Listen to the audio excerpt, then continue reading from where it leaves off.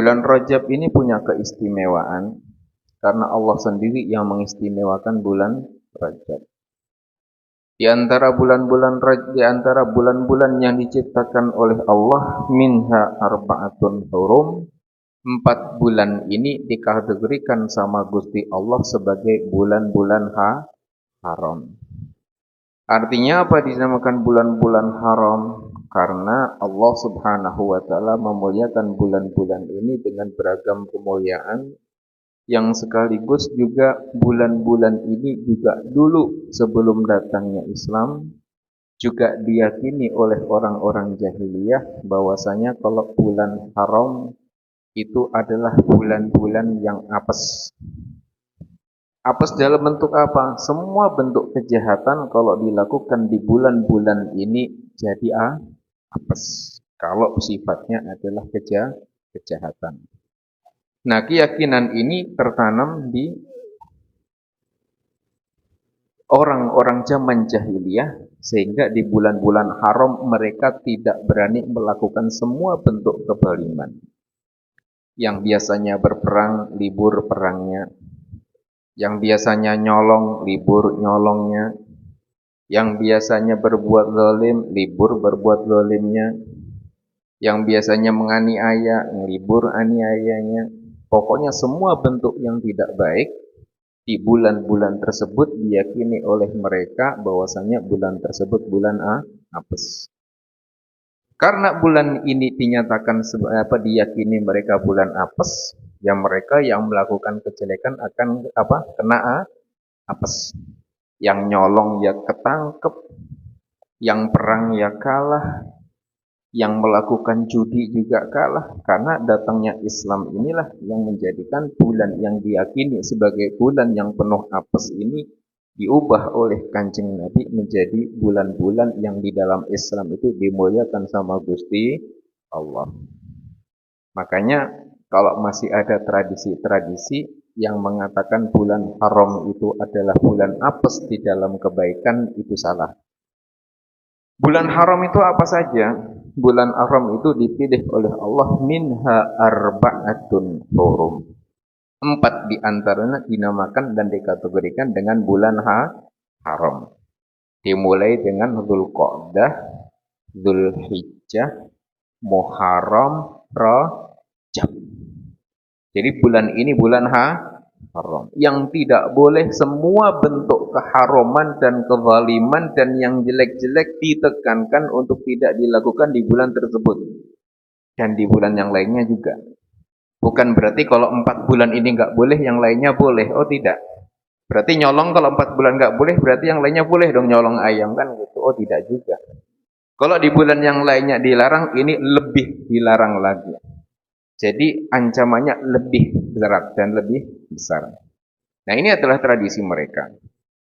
Tapi semua bentuk kebaikan ya banyak yang dikerjakan di bulan haram. Termasuk Allah Subhanahu wa taala menjadikan Dzulhijjah, Dzulqa'dah, Muharram. Kenapa dikategorikan bulan haram? Karena bulan-bulan baik. Karena jamaah muslimah, jamaah Islam semuanya di bulan-bulan haram, terutama di bulan Dzulqa'dah, Dzulhijjah, Muharram, ini melakukan suatu amal ibadah tahunan. Ibadah yang tidak ada di bulan-bulan yang lainnya, yaitu ibadah haji. Ibadah haji itu adanya di bulan apa? Di bulan haram. Dzulhijjah. Enggak ada haji di selain Dzulhijjah, itu enggak ada, kecuali hajinya di itu, Ka'bah Watu Belah itu ada. Ada yang kadang liburan sekolah, ada yang liburan ini, anak TK, anak PAUD itu ada. Tapi kalau haji, yaitu di mana? Yaitu di bulan haram. Karena Allah mempunyai satu amalan ibadah tahunan yang istimewa besar pahala, inilah Allah menjadikan bulan haram ini juga di dalam Islam, juga ditekankan tidak boleh melakukan perbuatan yang sama. Aniaya, zalim, ini semuanya. Tujuannya apa? Mereka orang-orang jahiliyah ketika di bulan-bulan haram ini, ketika umat Islam di bulan Dzulqa'dah ini mau berhaji, mereka merasakan aman semuanya. Enggak khawatir. Kenapa? Begalnya lagi libur. Maling libur. Jambret libur. Geng motor, geng onta, geng kulitnya libur semuanya. Kenapa? Apes pokoknya kalau bulan itu. Otomatis orang yang pengen pergi berhaji bisa melaksanakan hajinya dengan aman di bulan Dzulqa'dahnya. Karena Dzulqa'dah atau jamaah haji pada zaman Nabi Muhammad SAW itu datang dari semua penjuru negara dengan alat transportasi yang tidak sekeren saat ini, naik pesawat, naik mobil, naik ini yang jalannya sudah terfasilitasi semuanya dengan baik, berbeda dengan dulu. Haji dari Mesir, haji dari Syam, haji dari Syria, haji dari Ethiopia, haji dari macam-macam penjuru, mereka datang menaiki kendaraan yang tradisional. Yang naik kuda-kuda, yang naik onta-onta, yang keledai-keledai, yang jalan kaki, melewati gurun-gurun, hutan, dan lain sebagainya. Atas dasar inilah Allah menjadikan ibadah ini yang sangat luar biasa, sekaligus ditanamkan oleh Allah di hati orang-orang kafir ketakutan untuk berbuat zalim dan aniaya.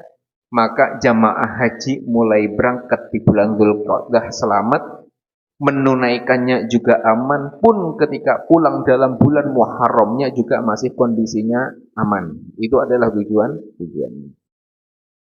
Nah, tradisi ini ternyata banyak yang salah paham di dalam memaknai makna haram. Sehingga ada yang meyakini bahwasanya kalau Dzulqa'dah bulan kapit. Orang mana yang suka bilang kayak gitu? Hah? Ada yang mengatakan bulan ini bulan kapit, kecepit semuanya. Sebenarnya bulan ini bulan baik.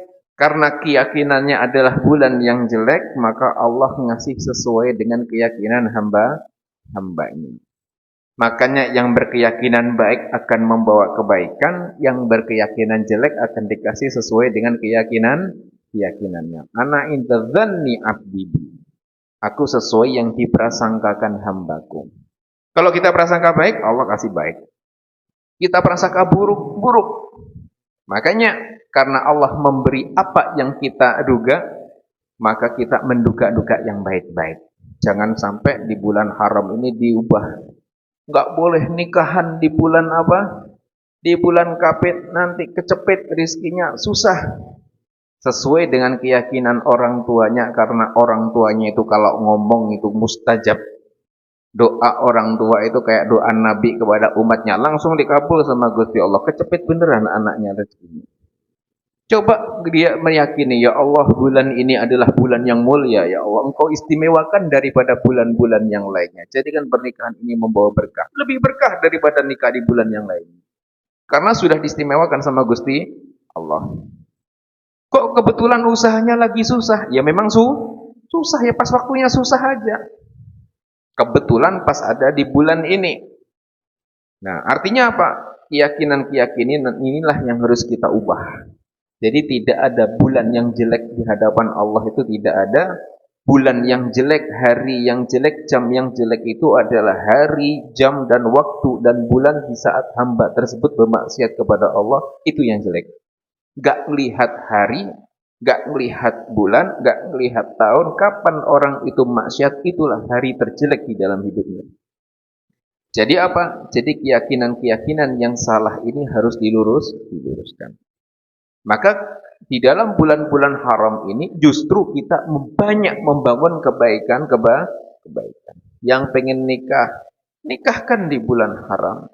Yang pengen usaha, mulai di bulan yang baik. Bulan haram, bulan baik, mulai dengan yang baik. Yang mau apa lagi? Dimulai di bulan haram, karena sudah istimewa.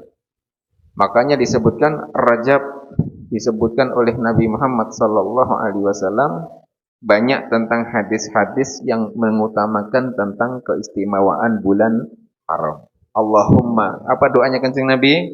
Allahumma barik lana fi Rajab wa Sya'ban wa balighna Ramadan.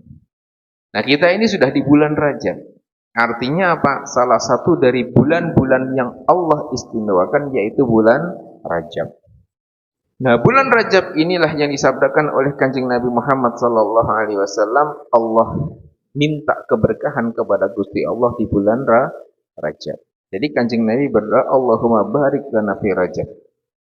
Jadi apa? Di bulan Rajab ini banyak hadis-hadis, baik itu yang hadis yang mungkin tidak kuat secara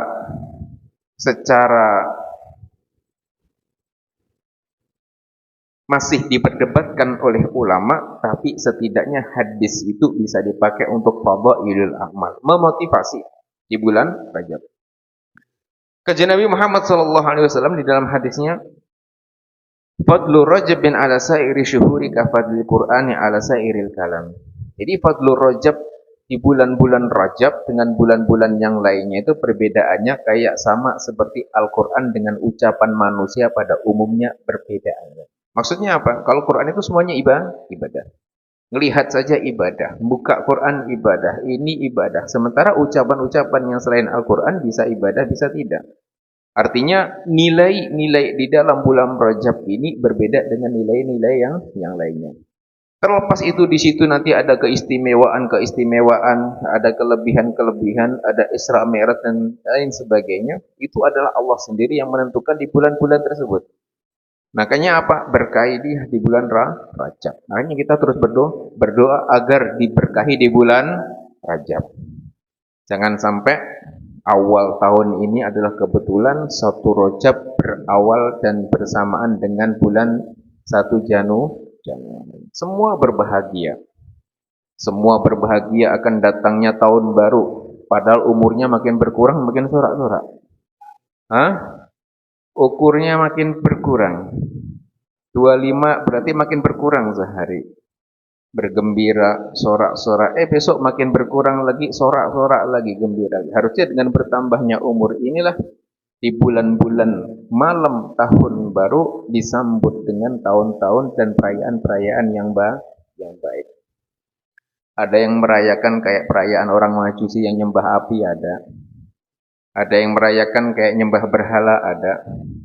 Ada yang merayakan dengan mencinta Kanjeng Nabi, mengadakan maulid-maulid di Masjid Surau dan lain sebagainya ada. Ada yang merayakan bulan-bulan dan tahun baru dengan bermacam-macam kebaikan ada. Nah, kita mulai dengan yang baik.